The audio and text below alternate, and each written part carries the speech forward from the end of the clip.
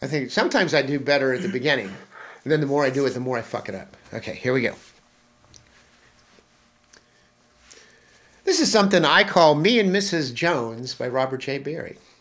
I was sitting here thinking about what could have been and what couldn't have been.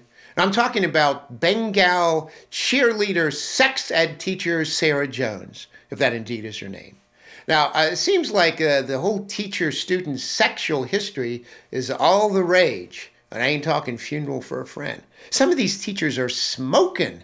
Some are not. When I was in high school, having sex with your teacher wasn't so much in vogue or even in Penthouse. Maybe because I went to an all-boy high school with all male teachers, including Christian brothers. I also was an altar boy survivor.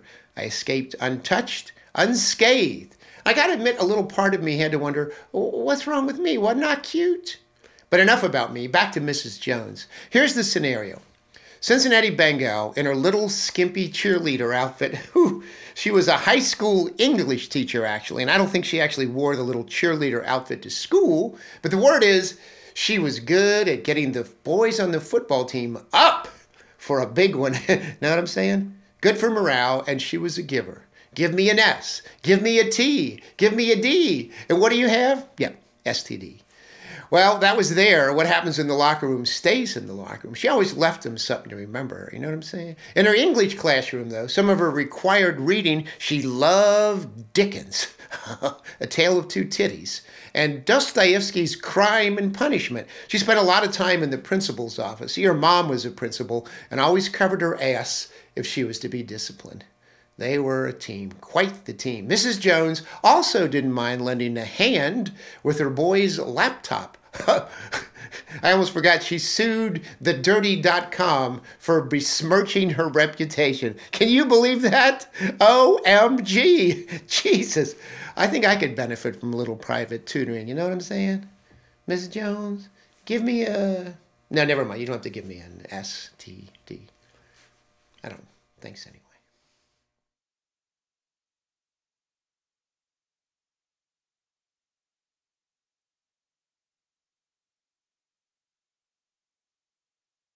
One.